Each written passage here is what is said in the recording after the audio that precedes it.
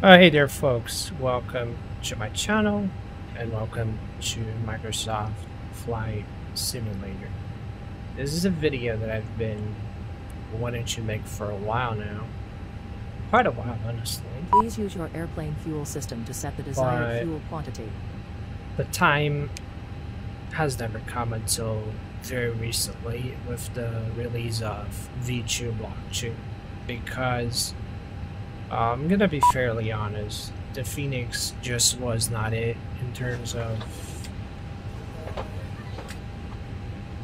overall behavior. It just didn't sit right with me. I didn't really enjoy flying it, and it made me real sad because I mean, if you've been following my channel for a long time, you know that the A320 was like my very first airliner in flight sim overall.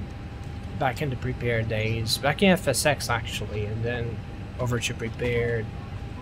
And when the Fenix was announced back in like I think 2021, I was extremely excited for it because I mean they were gonna offer a study level platform that was cheap, that was amazingly modeled, that had a very solid base, which is Pro Sim for the flight dynamic. I mean, for the systems, not the dynamic. Sorry. So it was all so promising, and the way they marketed it at first was like, oh, okay, this might as well just be the FS Labs killer. You know, finally a proper like 100%. Accurate in terms of at least systems wise A320, which didn't turn out to be quite the case. In many ways it was fairly inferior to the FS Labs actually, and the flight behavior was just not.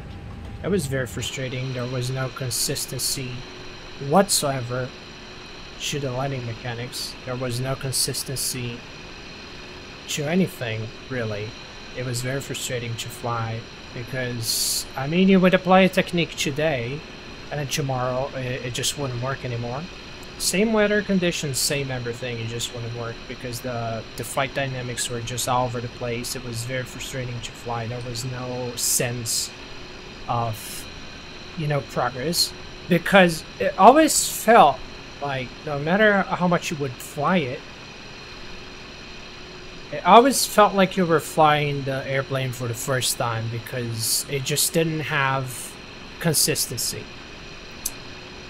And that was mostly mitigated with V2 Block 2, which makes me very, very happy. And that's obviously not the only thing that... Oh, it's not the only nicety that came with Block 2 V2, obviously. One of them being the IE engines, one of the main features, I would say, perhaps the highlight, because beforehand it was just the CFMs, but both the IAEs and the CFMs are now their custom engine model, so they're not using Microsoft Flight Sim's default engine model anymore, which was a little bit, I mean, it worked for the CFMs in terms of like it was acceptable to an extent, but it was not a very faithful simulation. And the new custom engine model is obviously a lot closer to the real thing in many ways, which is great. And it's just, I mean, the fact it's custom now, you have like proper fuel flow and so on, it just feels like you're actually flying an Airbus now, which is great. And I really couldn't say, I really couldn't enjoy it beforehand on V1, because it didn't really feel like an Airbus in many ways. Especially the landing behavior, that was my main gripe. I mean, the rest was fine, really. Taking off felt weird. Landing felt weird. Rest of the experience was okay, mostly. I mean, visually, it was the prettiest airplane in Microsoft Flight Sim. And now it is even better. They have reworked the model. Excuse the low FPS, it's because, well, it has a glitch right now. V2 has an issue where it loads the cabin, even though it's disabled. It loads the cabin when you're using the drone camera or the external camera, any external camera for the matter, which does hit the frames a little bit, but I hope it doesn't disturb you guys all much, really. I just want to show around, see, so that you guys can see how impressive it actually looks, because, wow, I've never seen such a pretty airplane before in any sim, really. I mean, it's 3D scanned, so the model is like absolutely spotless perfect. There's no faults whatsoever. Liveries are amazing, 8K resolution, and somehow they used less VRAM than 4K liveries for the PMDG 738, for instance, which is kind of crazy if you think about it. I mean, they've really optimized it quite a lot, and it shows. It really shows. Even though, I mean, right now it's not performing amazingly well, because the plane is a very demanding scenery as well, and there is the cabin being rendered as well on the external, on the third-person camera, which is suboptimal in that context. But really, it doesn't really matter. I mean, just look at it. It's fantastic. I love just kind of walking around the aircraft, taking screenshots, because it just looks that great. I mean, from basically any angle now. Because back in the day, the nose was a bit odd. I'm not gonna lie, I didn't dig the nose before. But now, it looks great, really. I mean, look at it. It's a perfect nose. It's not oddly shaped anymore. Looks right, and you can see all the rivets and so on. Like, it's very, very realistic. And that's on a 3080. I mean, imagine how much better it could actually look on a 4090, for instance, or 4080. So if it looks that great on a 3080, imagine on something even more powerful. It's fantastic. It's really hard to go back to the 738 with the 4K textures and with the modern, quote-unquote, modeling. I mean, I like the 738 in the sense that it's really fun to fly. The behavior is very consistent. It just kind of works. I've never had any issues with it. I've been flying it since May 2023, and I had a grand total of 0. Actually, I had one issue once. When the FMC froze, I was flying from Tokyo to a little island around, very close to it actually, a 35-minute flight, and the FMC just kind of went kapoof. But that was the only time. So, I mean, as much as the modeling is kind of lazy, it works. The airplane works. And the V1 had, like, great modeling. I mean, the Fenix obviously had fantastic modeling and so on and so forth. But flying it was not fun. It was not fun. And that was my main motivation, actually, to buy the 738 back in May. Because I wanted to fly an airliner in flight sim, and the Fenix was making me sad, really, really. So I just thought, well, I have nothing to lose, really. I might as well just buy the 738, and what if I actually like it? I mean, hopefully not, because I'm not a 737 kind of guy. I always preferred the A320. It was quite a lesson, actually, because it turns out it's not so bad, really. It's a fun airplane. It was fun learning it. Didn't take long, even though they say, oh, the 738 is so much more complex. It is not, really. If you're used to the A320, transitioning over to the 738 is very easy. It doesn't take a long time at all. It took me one flight to figure it out. Like, I had my one flight with a friend assisting me, telling me what to do, and going through the checklist, and then that was it. After that one flight, I was already able to fly A to B, no problem. 0 issues. All my A to B flights were 100% perfect in the sense that I landed fine, taxied fine, and so on. I had no problems whatsoever. It's a really, really easy transition if you have a basic understanding of how an airliner works, and knowing its limitations as well, how it differs from the A320 when it comes down to landing behavior and so on and so forth, as usual, as it is with any aircraft, really. But yeah, this is solid. This is really, really solid, and I've been enjoying flying it around. Really been having a great time with the Fenix. We should set it up, right? It's not caught in the dark, obviously, because I've just arrived from Heathrow. And now we're gonna fly back to Heathrow. Obviously, it's not gonna be a full flight. I just wanted to give my 5 cents on the V2 and what I like about it and what I don't like about it and so on. So it's just gonna be a quick video, and as I do the flows and so on, we're gonna talk, and that's about it. Let's first and foremost, let's bring up the ATSC. Let's do the init here because I have not still. That's important. Init data request. As you can see, that was the first one. AGLG YDW. That was the first one, and now we're doing the way back.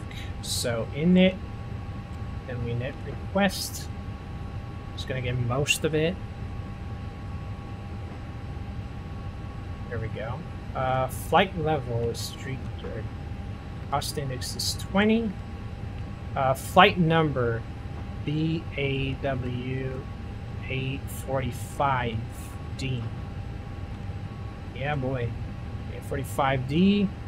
Wind. Let's do the wind request. Now we can return. Go on the second page because now we're gonna have the private message. That was we arrived on time. Load sheet. We have 61 for the zero fuel weight. Nice. And we have 31.2 for the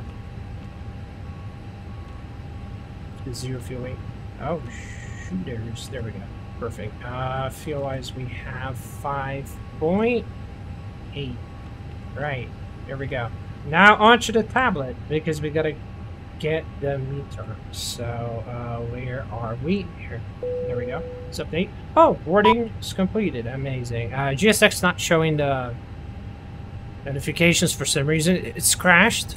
When I arrived and tried to deboard, it crashed entirely, and it would just keep crashing and crashing. I tried like 5 times. I gave up, and now that we're doing the flight back, it suddenly decided to work again. Same gate, same everything. It just kind of, I don't know what happened. Really, it's confusing. But the point is, it's back. So, departure. We're departing out at 10 right. Even though I think the flight plan might send me up for 10 left.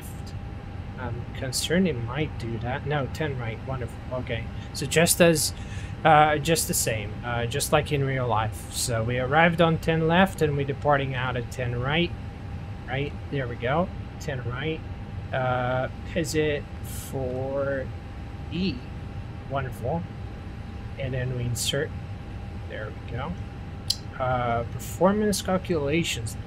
Oh, actually, before we begin with the performance stuff, we should take a look at the new load sheet. The final one, 61.0, that's 31.1. So we had a minor change that will not impact on anything, but, you know, it's important to just keep it updated regardless for more precise numbers. Okay, so now on to the performance calculation, which is very important, obviously. Runway is dry, I think, 10 right. Oh, nice. It pulls from the MCDU. It knows which runway you're planning out of. I don't know if it's out of the flight plan. Might be out of the flight plan, actually, not the MCDU. Let's synchronize it. Packs are going to be off. Anti-ice, force toga, no. Synchronize live weather. Perfect. And then we calculate. Great. Oh, flaps. Tree. Interesting. That is interesting. 142. And then 142 there. That was a misclick, but doesn't matter. Speed's the same. And there's the V2 right there. 145. Flaps 3 down 0.2. Let's do that. Wonderful. Yeah, baby. Let's go 54. Amazing. There we go. We have all of that. But in. Wonderful. Now we can move on to starting the APU. So let me just make sure that we have everything. We have seatbelts, and then we start the love APU so that we can finally go for pushback. Hopefully GSX is not going to crash again, because if that happens, it's going to be very awkward. Very, very awkward. Weather is not perfect in Dublin today. As you can tell, it's a bit cloudy, but it's also looking very photogenic, so I'm not going to complain. Look at that. I took so many screenshots during the boarding. I think you guys noticed, because NVidia picks that up as well. Shuttle play. does pick that up. But yeah, overall, I'm like very satisfied. One thing though, I feel like the sensitivity settings for this stick are a bit stiffer than they should be, ideally. Even with SDS, their brand new stick dampening simulation, which is quite great, really. It feels a lot heavier, it feels proper, like you would expect an Airbus stick to feel. But I feel like on Flare, it demands a little bit more action than it should, ideally. So what I would recommend is, instead of minus 20% or the default 0%, I would recommend you choosing 20% instead. Because on the flare axis, not on everything, mind you. So everything else default on 0%, but the flare axis, this one, on 20%.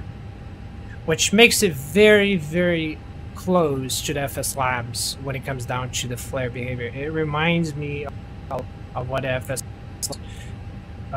used to be. I mean, I'm not 100%, like, I don't remember it very well, given it's been years since I've last flown FS Labs, ever since I picked Flight Sim as my main platform. So 2022, I think, that was the last time I actually took off with the FS Labs.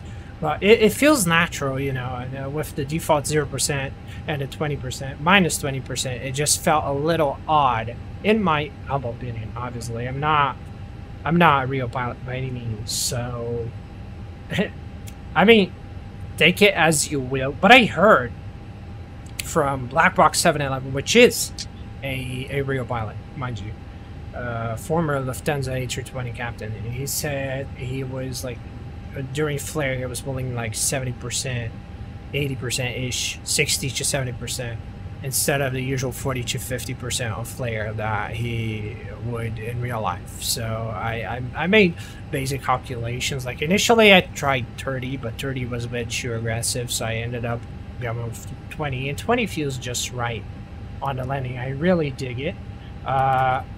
Oh yeah, the GSX integration is amazing. As you guys can see, I didn't have to use the GSX menu for anything, because you just don't need to use it anymore. That's it's quite fantastic, as a matter of fact. I really appreciate that I don't have to deal with the GSX menu anymore, because it's a bit annoying. You don't have the key shortcut anymore like you had in Prepared. It's so inconvenient. So the fact it's fully integrated now, you just kind of knows what to do, is really great. Like, really, I have... It takes me back.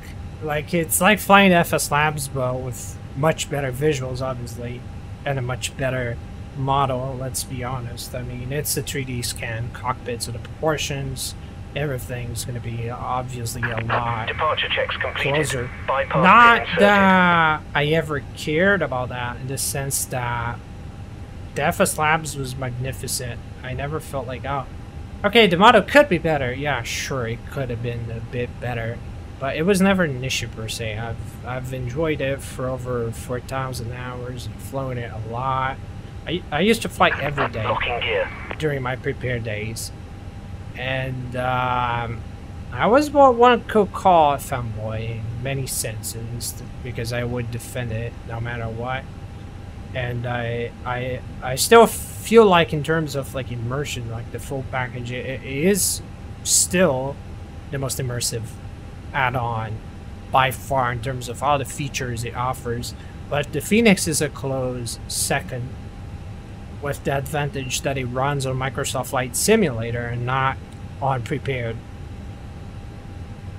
which makes it a bit of a no-brainer if you think about it. Like, bro, it's Microsoft Flight Simulator, you know. It's a much better simulator in this. I mean, visually. Physics, that depends. That depends. If it runs externally, like FS Labs run, like Majestic run, outside of the simulator, I feel like there might not be a lot of difference, really, in that sense. But stock-wise, I feel like Microsoft Flight Sim's fairly better than Prepared. What's going on with the pushback? It's, what is it doing? Continue pushback, would you please? Oh, face north or west? West is... I'll try west, I'm Release not parking sure. brakes, please. I think it's west. It's confusing. Why not left, right? Why does it have to be so complicated? Why does it have to be northwest? I don't know where the hell north is. Release parking brakes, Okay. please. I mean, Commencing push. All engines clear. Start at will. I know the plane has a compass, but you know, okay, there's no excuse for that. But it would be easier if it had been, you know, left and right. Was I clear to start the engines, or was I not? I was not paying attention. I'm gonna start it. Screw it. I was not paying attention at all. Generally, if it's around 5 degrees, they don't let you do that. It's 6, so it might be within the no zone. But I'm a bit of a rebel myself, so I'm just gonna start it.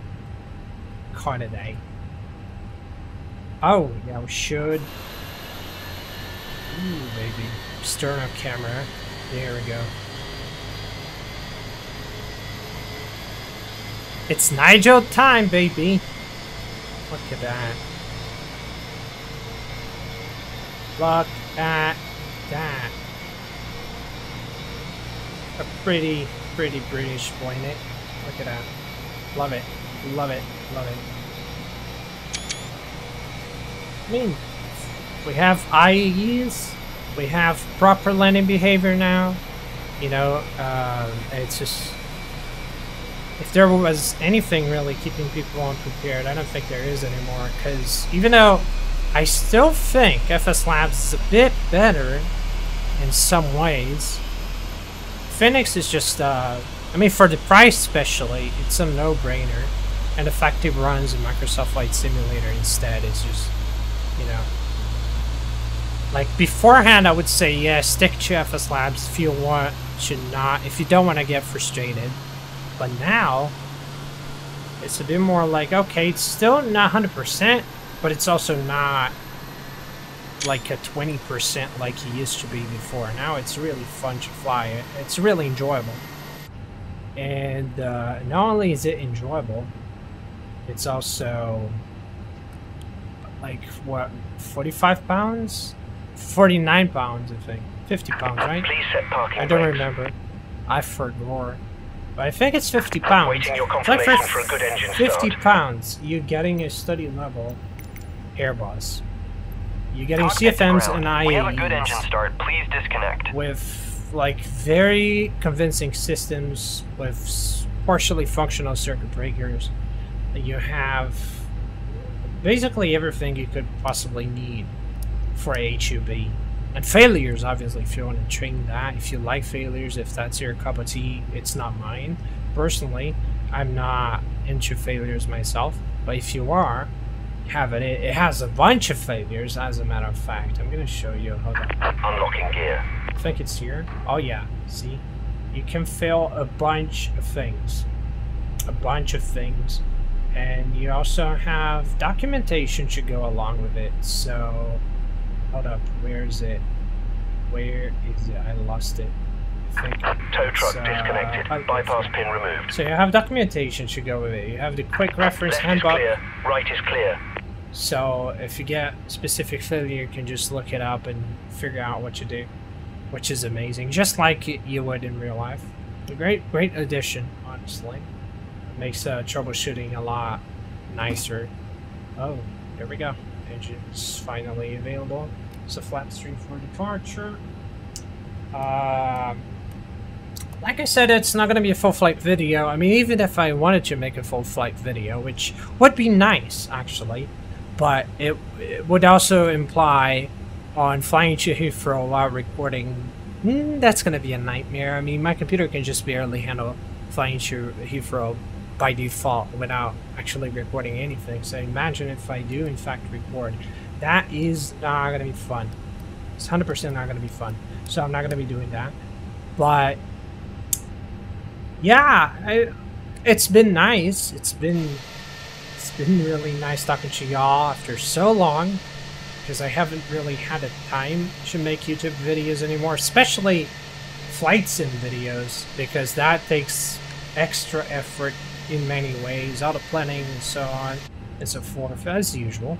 So it's really been nice to reacquaint, and I hope you guys are all doing fine, and I hope you guys are enjoying V2 as well. If you are on the fence about buying Fenix, I would say now is the time. It's still not perfect. It has minor issues, but compared to what it used to be, it's a much better product, especially for the price you're paying. I mean, it's a complete no-brainer for the price tag, really.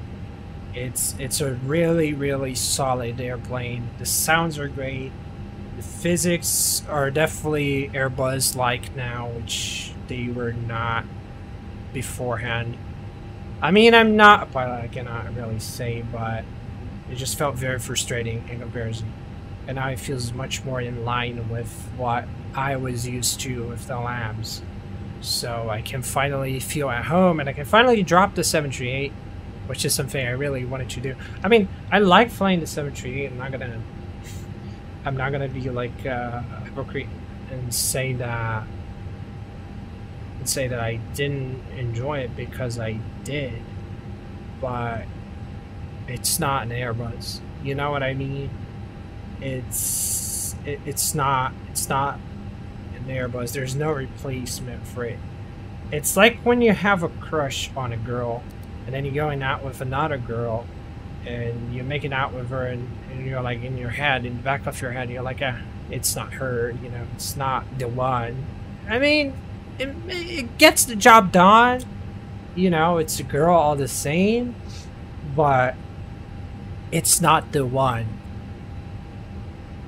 So it kind of feels like, you know, it's the same. I enjoy the 738. It's nice. It's pretty cool flying it around and so on, but it's not an A320. I understand that the 738 is a very nice airplane and so on. You know, I get it. I get it. A lot of people love it. But I mean, the A320 was my first airliner, so it's very special to me. It has a special place in my heart. And it's just complicated to ignore that, you know, all that history, all that. It's really hard, and let go of the airlines you've been so used to flying as well for most of. I mean, I've been flying the A320 almost exclusively for. I started in 2016-ish, so from 2016 to 2022, I used to fly the A320. Exclusively, no Boeings whatsoever. And suddenly I started flying Boeing as a guy into Ryanair, Norwegian. It was fun. It was really fun, but you know, I missed British Airways, EasyJet, Scandinavian, and stuff. Lufthansa as well. It's great to be back. Great to be back properly. I mean, the Fenix has been around for a while, but it just wasn't it before. And now I can safely say it is finally decent. It is finally fun to fly. Highly recommended. And yeah, that's about it. Hope you guys had a great time watching it. As much as you know, just the same as I enjoyed recording it, because I love talking about planes. If you guys follow my channel, you guys know that. And planes are basically one of my favorite things out there. So I love talking planes, and when there's such a significant, commendable update like this one, I cannot ignore it. I couldn't possibly ignore this update. There is no way. So I'm really glad I'm finally enjoying the Fenix. So bye-bye, because I gotta take off. My passengers want to get down in Heathrow soon. So bye-bye, take care, stay safe, the usual.